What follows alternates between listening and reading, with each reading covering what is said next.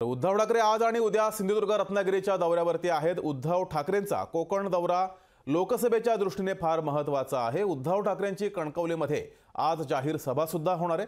त्याबाबत सभास्थळावरून आढावा घेतलाय आमचे प्रतिनिधी स्वप्नील जाधव यांनी। पाहूयात।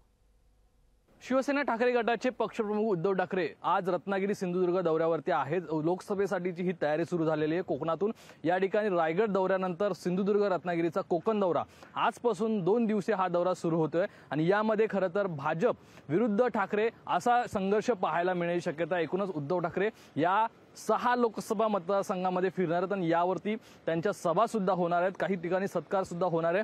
त्याची तयारी आपण या ठिकाणी पाहतोय।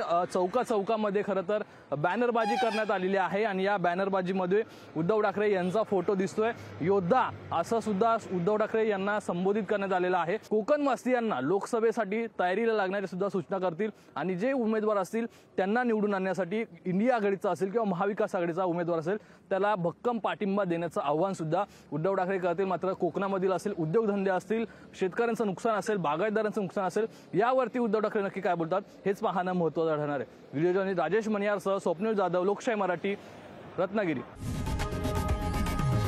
लोकशाही मराठी ऐका, पहा, जागरूक रहा।